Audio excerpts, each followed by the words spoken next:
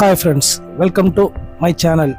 இன்றைக்கி நம்ம உழைக்குங்காரங்கள் சேனலில் பார்க்குறது என்னென்னு பார்த்தோம்னா, அதாவது முத்துக்குளித்தலிலே சிறந்த ஊராம் முத்துநகர் என அழைக்கப்படும் தூத்துக்குடியில் தருவைக்குளம் என்ற ஒரு ஊரில் உள்ள மீனவ மக்களை பற்றி தான் நம்ம பார்க்க போகிறோம்.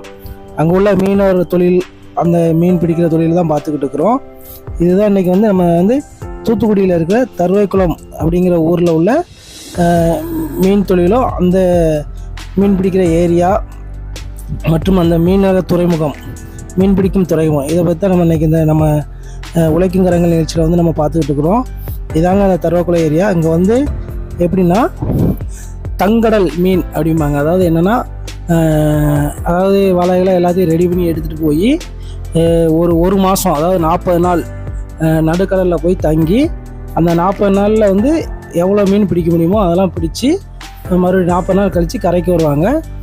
அதனால் இந்த ஏரியாவுக்கு தங்கடல் மீன்பிடி தளம் அப்படிம்பாங்க. அதாவது தங்கடல், அதாவது போய் கடலில் தங்கி மீன் பிடிக்கிறதுனால சில கடலில் ஃப்ரெஷ்ஷாக அன்றைக்கி காலைல போயிட்டு சாயந்தரம் வருவாங்க, இல்லை நைட்டு போயிட்டு காலைல வருவாங்க, அப்படி வருவாங்க.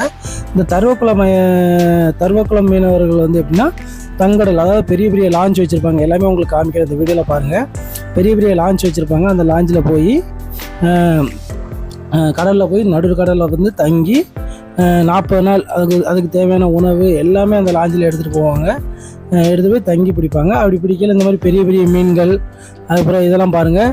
இதில் ஒரு சுறா மீன் கிடக்கு, அது போக திருக்கவால், அதுக்கப்புறம் என்னென்ன பேரோ சொல்கிறாங்க, ஒவ்வொரு மீன் இதெல்லாம் இருக்குது. இதெல்லாம் என்னென்னு பண்ணுறாங்கன்னா, இதை பிடிச்சிட்டு கேரளாவுக்கு எக்ஸ்போர்ட் பண்ணுவாங்க.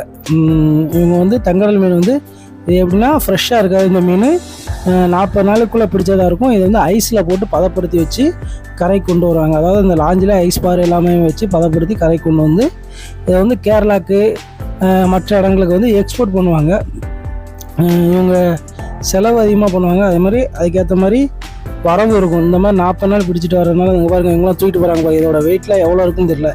எப்படி பார்த்தாலும் 50 கிலோ, 60 கிலோ, 100 கிலோன்னு இருக்கும் ஒவ்வொரு மீனும். அதனால் இதான் அவங்க அந்த போகிற லான்ச்சு. இந்த லான்ச்சுக்குள்ளே தான் அங்கே கடலில் போய் தங்கி மீனை ஃபுல்லாக ஸ்டோர் பண்ணுவாங்க.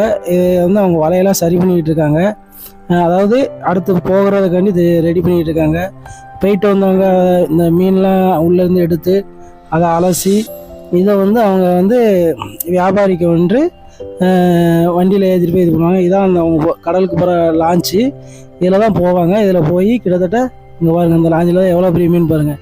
இதோட இடம் எவ்வளோ இருந்துச்சுன்னா 95 கிலோட்ட இருந்துச்சு. அது மட்டும் இல்லாமல் அந்த மீனை நாங்கள் உள்ளே பிடிச்சி வச்சுருக்க மீனை எப்படி வெளியே எடுக்கிறாங்கன்னு பாருங்கள். இதான் அவங்க இப்படி, அதாவது புள்ளி போட்டு ரோப் மூலமாக இதுக்கெலாம் பெரிய பெரிய மீனை பிடிச்சி உள்ளே தூக்கி போட்டுருவாங்க. தூக்கி போட்டு அடுக்கி வச்சுருவாங்க.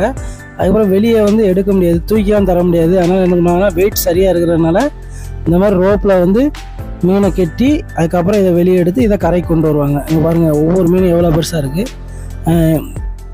இதாங்க அதாவது நடுக்கடலில் போய் தங்கி, இந்த லாஞ்சில் போய் தங்கி அவங்களுக்கு தேவையான உணவு எல்லாமே எடுத்து வச்சுருப்பாங்க. இந்த மாதிரி கூடையில் எடுத்துகிட்டு போய் வெளியே வியாபாரி நிற்பாங்க. நான் ஃபஸ்ட்டே காமிச்ச மாதிரி அந்த வண்டியில் நிற்பாங்க.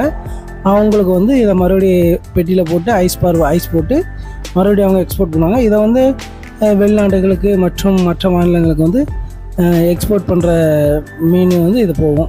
மேக்ஸிமம் இந்த தூத்துக்குடியிலே ஒரு சிறந்த மீன்பிடி தளம். இந்த தளத்துக்கு நான் ஒரு 2003 வந்திருக்கேன். அப்போது இதை மாதிரி துறைமுகம் மாதிரிலாம், மீன்பிடி துறைமுகம் மாதிரிலாம் இருக்காது. வெறும் கடல் மாதிரி இருக்கும், கட்டுமரம் தான் இருக்கும். லாஞ்செலாம் நடுக்கடலில் இருக்கும். அந்த கட்டுமரத்துலேருந்து அங்கே போய் தான் அந்த லாஞ்செலாம் பார்க்கணும். இப்போ அப்படி இல்லை, நல்லா பாலம் மாதிரி போட்டு சூப்பராக அங்கே வருங்க.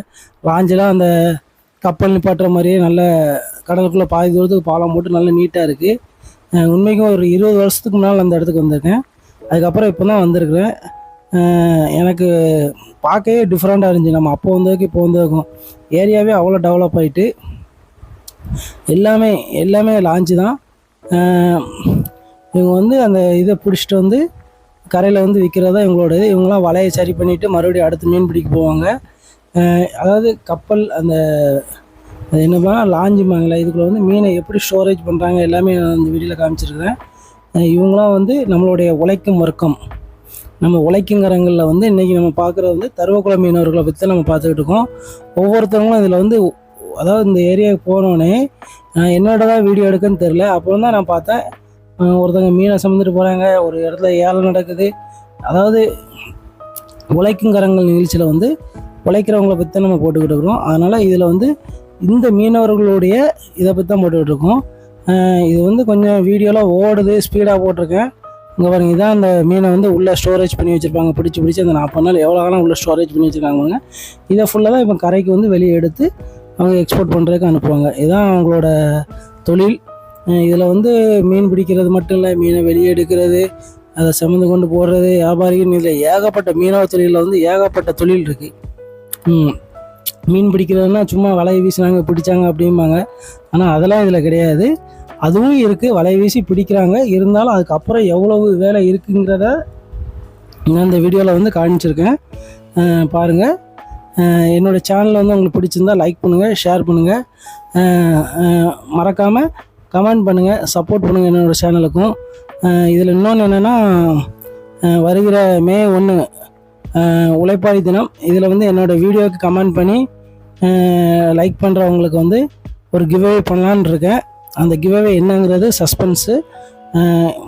மறக்காமல் என்னோடய சேனலை சப்ஸ்கிரைப் பண்ணுங்கள், கமெண்ட் பண்ணுங்கள், லைக் பண்ணுங்கள், மற்றவங்களுக்கு ஷேர் பண்ணுங்கள். உழைக்கும் கரங்கள் நிகழ்ச்சி என்னோடய எய்ம் எப்படின்னா, மே 1க்குள்ளே அட்லீஸ்ட் ஒரு 500 சப்ஸ்கிரைபராக வரணும் அப்படிங்கிற ஒரு எய்ம் இருக்குது. எனக்கு 100 வருமானு தெரில. இருந்தாலும் உங்களுடைய ஆதரவு இருந்தால் 500 என்ன 1000 வரலாம். உங்களுடைய ஆதரவு எனக்கு ரொம்ப தேவை.